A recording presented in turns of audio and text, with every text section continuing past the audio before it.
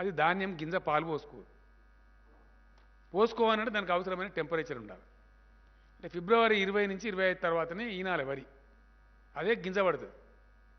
ఆ కోతకి ఏమవుతుంది, ఈనిన తర్వాత మినిమం నెల 10 పూటలు ఉండవలసి వస్తుంది. అంటే మార్చి లాస్ట్ వీక్ దాటుతుంది. 100% అప్పటికి 35 డిగ్రీలు దాటిపోతుంది. 35 డిగ్రీలు దాటిందంటే 100% నూకైతుంది.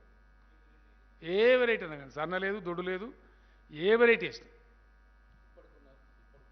ఈరోజు నా అగ్రో క్లైమేటిక్ కండిషన్లో ఈరోజు మన దగ్గర అందుబాటులో ఉన్న విత్తనాలలో ఏ రకమైన వరి వేసినా తెలంగాణలో డెఫినెట్గా 50% రైసే వస్తుంది. వర్షాకాలంలో వచ్చే 67 కిలోలు రావు, 35 కిలోలే వస్తాయి. ఇది రైతులందరికీ తెలిసే విషయం. బాయిల్డ్ రైస్ బీల్డ్ రైస్ కాదు, నూక ఎక్కువ అవుతుంది. నూక కావద్దు అంటే బాయిల్ చేస్తారు. ఇంకా ప్రణాళిక ఎక్కడదండి? ఇక అదే ఆటోమేటిక్, అది రైతుల ఇష్టం కదా, దానికి ఎక్కడ పోవాలా?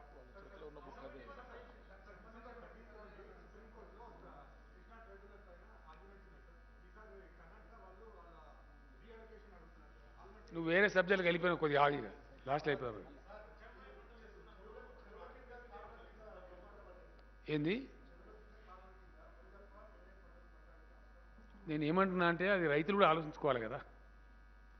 మొత్తం రాష్ట్ర ప్రభుత్వమే ఒరిగి పడతామన్నట్టుగా మాట్లాడితే ఎట్లా? మీరు కూడా బ్రాడ్గా పెద్ద ఎత్తున కొనాల్సినటువంటి కేంద్రం మొత్తం చేతులు ఎత్తేసింది కాబట్టి, మొండి వాయికర అవలంబిస్తుంది కాబట్టి, అన్కేర్డ్గా పోతుంది. ఇన్నిసార్లు పోయి చెప్తే మమ్మల్ని బిచ్చగాల కింద ట్రీట్ చేస్తుంది కాబట్టి, ఇక వేరే ఏం పని లేదా అని మాట్లాడుతుంది కాబట్టి, పార్లమెంట్ సభ్యులను రాష్ట్ర మంత్రులను పట్టుకొని మళ్ళీ ఇంతమంది వచ్చిందేమో మీకేం పని లేదా అని మాట్లాడుతుంది కాబట్టి నిరాశ చెంది మేము ఈ మాట చెప్తున్నాం.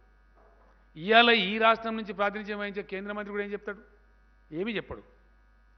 4 ముచ్చట్లు ఏదో కేసీఆర్ని తిట్టి, ఇక మేము బాధ్యత దిగినాం కదా, ఇప్పుడు ఊకోం కదా, ఇక అడుగును నిలదీస్తాం. ఇక ఇక కాదు, ఢిల్లీలో నిలదీస్తాం, పార్లమెంట్లో నిలదీస్తాం, మొత్తం ఎస్ అన్ని అంశాల మీద కొట్లాడతాం. పవర్ బిల్లుకి మేము వ్యతిరేకం ఉన్నాం, కొట్లాడతాం సీరియస్గా, in the interest of the people of Telangana. అట్లనే ఉత్తరప్రదేశ్లో దళిత అని బిల్లు తెచ్చినప్పుడు ఆడ ఎలక్షన్లు అని చెప్పి మా ఎస్సీ రిజర్వేషన్ వర్గీకరణది పెట్టి చాలా సంవత్సరాలు దాటిపోతూ ఉంది. ఆడ కింద పెట్టుకొని కూర్చున్నారు. మా గిరిజన రిజర్వేషన్ పెంచమని చెప్పి పంపించాం, ఆడ కింద పెట్టుకొని కూర్చున్నారు. Wheel fight. లోక్సభలో రాజ్యసభలో ప్రతిరోజు నిలదీస్తాం. మేమేం పెట్టామండి, రైతు బంధు ఇస్తాం. మేమట్లా రైతులను తిప్పలో పెట్టాం. ధాన్యం కొనుగోలు రాష్ట్ర ప్రభుత్వం చెయ్యదు, ఎందుకంటే కేంద్రం నిరాకరించింది కాబట్టి.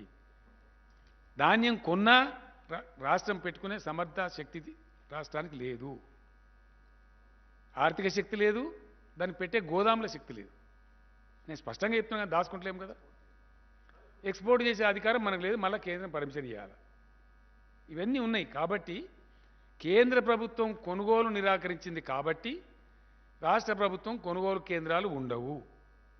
వేయదలుచుకున్న వాళ్ళు వాళ్ళ రిస్కు, వాళ్ళు తినడానికి కానీ, వాళ్ళ విత్తన కంపెనీకి కానీ, వ్యాపారులతో ఒప్పందం కానీ ఉంటే వేసుకోవచ్చు, అది వాళ్ళ రిస్క్. కానీ ప్రభుత్వ పాత్ర ఉండదు. ఆటోమేటిక్గా అమ్ముడు పోతేమో వాళ్ళు అమ్ముకోవాలి. అది ఇండియాలో ఏ రాష్ట్రంలో కల్పిస్తారన్నారా? చూపిస్తావా?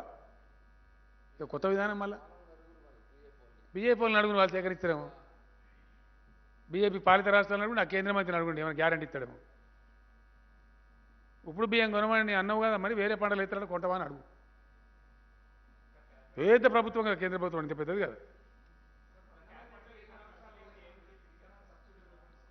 రైతులకు శాంక్షన్ చేసిన 22.5 కోట్లు చచ్చిపోయిన వాళ్ళకు 750 మందిని చంపారు కదా బీజేపీ ప్రభుత్వం.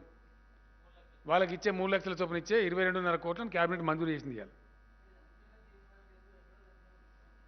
ఎవడన్నా బుద్ధినోడు మాట్లాడతాడు, ఆయనకు అంత 5 లక్షల రూపాయలు టంచనగా 3 రోజులు వస్తున్నాయి. తెలివినోడు మాట్లాడకొచ్చిన నా అది ఏమి దిక్కుమాలేదు అందనే బాబు.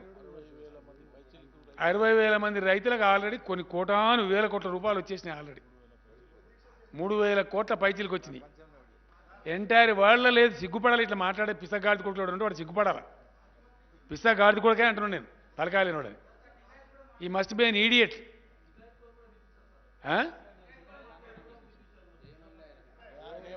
ఏంటిది అది?